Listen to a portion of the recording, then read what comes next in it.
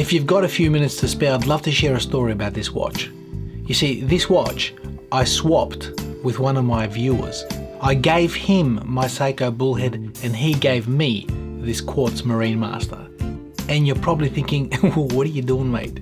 You got the raw end of the deal. And regardless of whether I got the raw end of the deal or whether he got the raw end of the deal, I think it's one of the most beautiful modern day divers that Seiko produces.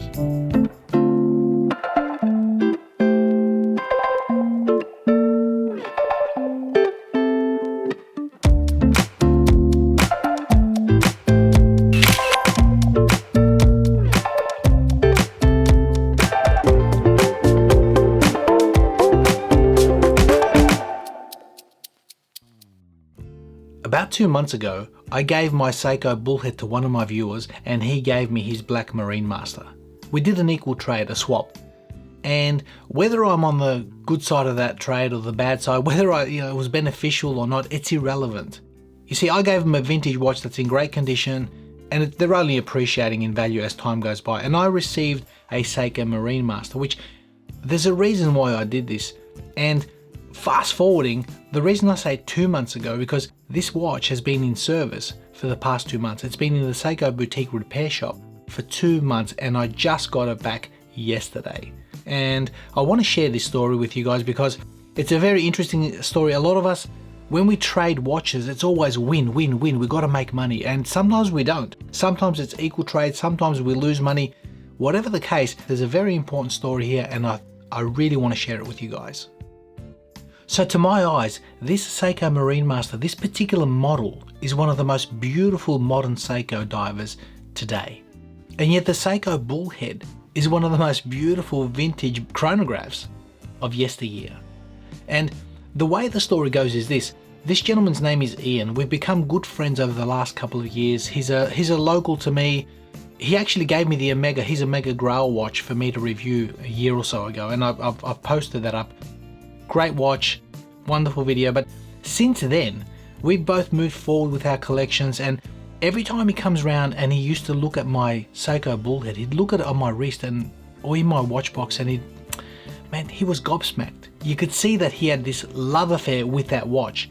He had this look in his eye of love and desire for that watch, and that's a special look. That's a special look because every time he would come over with this watch, I'd have the same look in my eye, but secretly. I'd never really divulge in my heart and tell him that, I love this. I love this watch. In fact, the crystal on this, the Hardlex crystal, is one of the nicest crystals I've seen in a long time, since my Seiko Willard. I had a 6105-8110 Willard. I did a review of that. I moved that on because one of my viewers wanted it and he desired it, so I sent it off, but it's one of my regrets. I actually regret selling that watch because I love the look, the presence of that particular unit, and to me, this Seiko Marinemaster gives me that same vibe from that Seiko Willard. The crystal, the Hardlex crystal has got a double dome, and underneath you can see that it's got a very similar look on that dial from what the Willard was giving me, and that makes me extremely happy. The contrast of the black bezel insert, the black dial, the legibility of this is spectacular. The presence, this satisfies me on so many levels. This particular watch, you've probably already noticed, it's a quartz. The movement in this watch was designed for this watch only from Seiko. And as you can see, it hits all the markers. And that's one of the problems, because I said to you guys that this watch has spent 2 months in the Seiko boutique repair shop and I just got it back. But this is where the clincher is. Because the reason I sent it to the Seiko repair shop, Ian bought this brand new. Warranty, all the rest, I think 5 years. And when I got it in my hands, the first thing that I noticed was that second hand was not hitting the markers. It was hitting some of the markers, missing the others, completely missing the others. And I thought, hang on, there's something wrong here. This watch is synonymous for that movement being that good. So I took it to Seiko and I said, listen, we've got an issue here, blah, blah, blah. It's not hitting the markers. What can you do? They said, leave it with us. Fast forward 2 months later, that's yesterday, I picked up this watch. You have no idea the smile that I had on my face when I got it back in my hands. That shows me that, this watch is meant to be for me. I love it. I missed it. I actually called Seiko Boutique several times over the last couple of months just to say, how's the watch going? How's the watch going?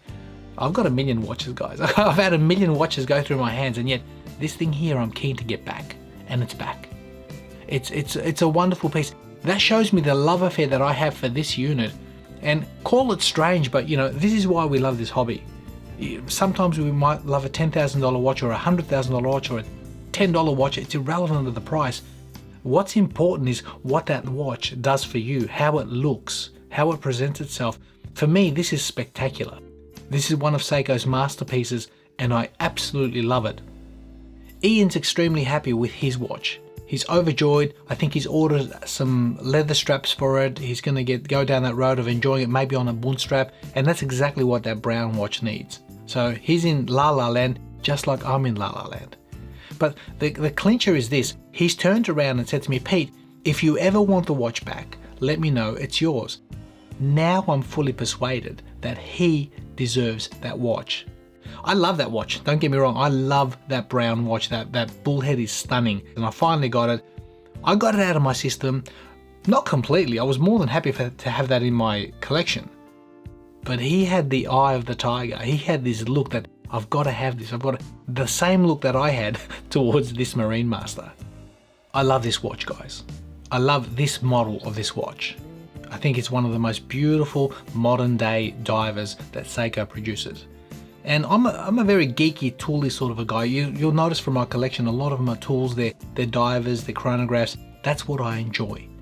When a watch looks this good, to my eyes, when it presents such a stunning appeal and a presence, I'm not a quartz fan. I've not made a secret of it either. I've not really been a quartz fan over the years.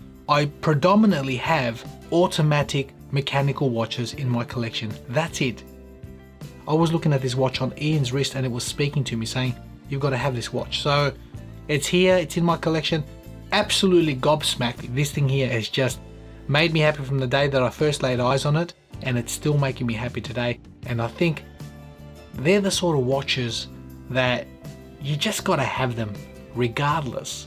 They're too big, they're too small, they're too fat, they're quartz, they're indifferent, whatever the case, it's one of those pieces.